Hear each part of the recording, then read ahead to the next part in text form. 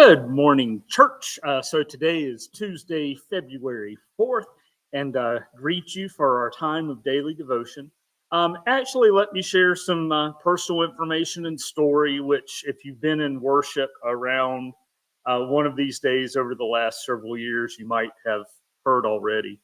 So today being February 4th, 2025, our youngest child, Andrew Pence, is turning 20 today, which continues to baffle my mind and it just wakes me up to a new reality. So 20 years ago, when Andrew was born, we had gone into the hospital for Barb to be induced.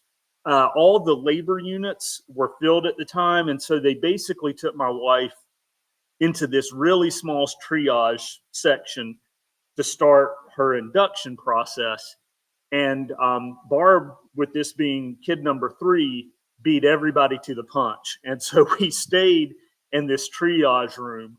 The doctor who delivered Andrew was actually a football player from the local high school in his, before he went to medical school with one of our friends, and just huge guy. And so they have the equipment and this football player, in this little triage room, and Andrew was born. Now, this was my 3rd kid. I've been present for the delivery of all of my children, and I was pretty shocked as I was watching the delivery that as Andrew, as his umbilical cord was coming out, there was this knot in it. And I mean, just a plain knot. The kid had been moving around a whole bunch and kicking and doing all that sort of stuff. And then a little bit later, there was another square knot. 3rd kid, never seen it before. So I asked the doctor, I was like, should we be worried about anything? And the doctor responds, not now. And then continues to say, let's just say you can say a little prayer because this kid was supposed to be here. Happy birthday, buddy. So today we come into Psalm 21. This is another series in our King Psalms that look at these kind of pre-Messiah archetypes that we have being lifted up and very closely associated with David. Let me do a little caveat as we're coming into this as our second lesson.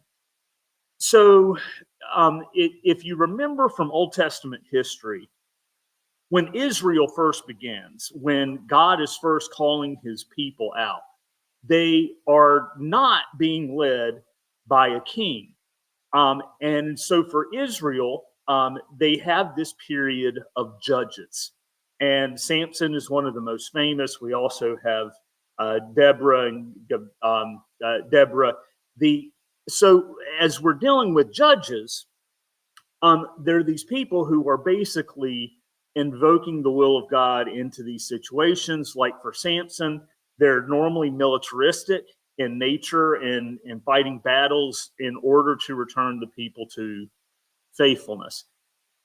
But the call for a king is ultimately made by the people and answered by God. We have this saga with the first king of Israel, who is Saul, and then ultimately God no longer favoring Saul as the king and choosing David and David's line.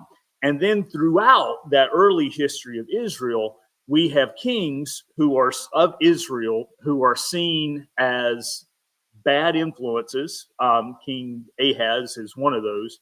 And then others who try to return the church to a time of faithfulness to God. So really in the Old Testament, the way that they perceive those specific kings depends on their faithfulness and devotion to God, and if they were able to turn the nation from idol worship back to Yahweh. But we get this back and forth. For Christians, as we come into the Psalms, we are reminded that for us, the fulfillment of the Messiah is Jesus Christ, and look to Christ in that role. Psalm 21.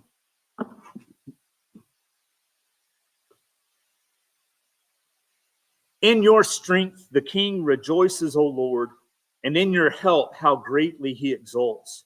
You have given him his heart's desire and have not withheld the request of his lips. For you meet him with rich blessings. You set a crown of fine gold on his head. He asked you for life. You gave it to him. Length of days forever and ever. His glory is great through your help. Splendor and majesty you bestow on him. You bestow on him blessings forever. You make him glad with joy for your presence. For the king trusts in the Lord, and through the steadfast love of the Most High, he shall not be moved. Your hand will find out all your enemies. Your right hand will find out those who hate you. You will make them a fiery furnace when you appear. The Lord will swallow them up in his wrath, and fire will consume them. You will destroy their offspring from the earth and their children from among humankind. If they plan evil against you, if they devise mischief, they will not succeed. For you will put them to flight. You will aim at their faces with your bows. Be exalted, O Lord, in your strength. We will sing and praise your power. This psalm uplifts a really important Old Testament concept, and I did not take Hebrew in seminary, so I'll apologize for pronunciation, but the word is hesed. And for most of us in our translations, if you're running across the phrase steadfast love and faithfulness, we heard steadfast love or steadfast faithfulness. It comes in different variations. That's coming from that Hebrew word, which talks about the eternal love and promise and connection of God to God's people. So it really forms a foundation for a lot of the Psalms, continuing to call us into these moments of trusting in God, of recognizing that God is at work. Here's Peterson for the day from Psalm 21. Your strength, God, is the king's strength. Helped, he's hollering hosannas. You gave him exactly what he wanted. You didn't hold back. You filled his arms with gifts. You gave him a right royal welcome. He wanted a good life. You gave it to him, and then made it a long life as a bonus. You lifted him high and bright as a cumulus cloud, then dressed him in rainbow colors. You pile blessings on him. You make him glad when you smile. Is it any wonder the king loves God, that he's sticking with the best?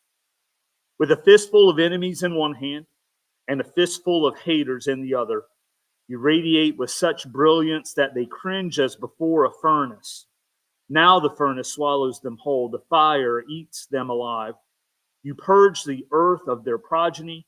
You wipe the slate clean. All their evil schemes, the plots they cook up, have fizzled, every one.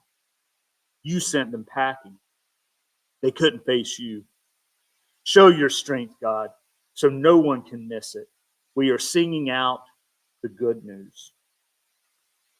And with us all singing out the good news together, God, show your strength so none of us can miss it. Have a blessed day.